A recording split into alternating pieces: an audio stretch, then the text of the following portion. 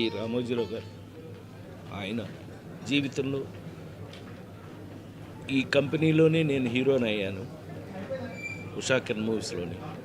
అలాగే జీవితంలో కూడా ఎన్నో విషయాల్ని వారు ఒక బిడ్డలాగా వారి దగ్గర కూర్చోబెట్టుకుని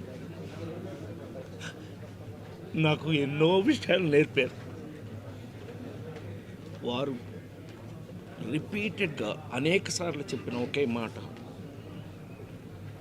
ప్రసాద్, నీకు గుర్తింపు లేని చోట నువ్వు వెళ్ళకు,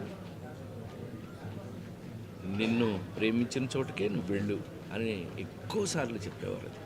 అయ్యా అలాగండి, తప్పకుండా. ఈ రోజున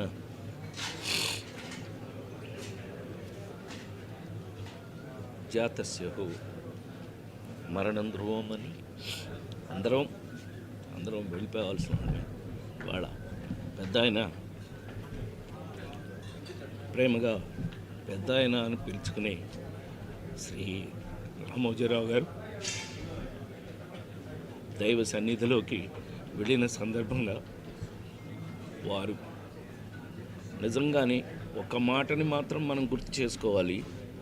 అంతటి మహానుభావుడు ఈ దరిద్రపు చెత్త రాజకీయాల వల్ల చివరికి మన క్షోభ అనుభవించి వెళ్ళారు.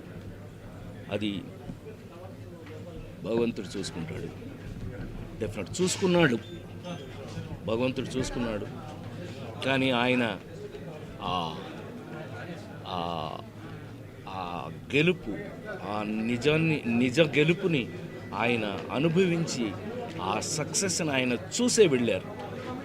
ఆ విషయంలో చాలా చాలా సంతోషం. ఆయన అనుకున్నది సాధించి మరి వెళ్ళారు.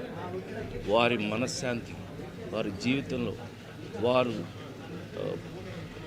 ప్రపంచం బతికున్నంత వరకు కొంతమంది బ్రతుకుంటారు, అందులో శ్రీ రామోజీరావు గారు ఒకరు.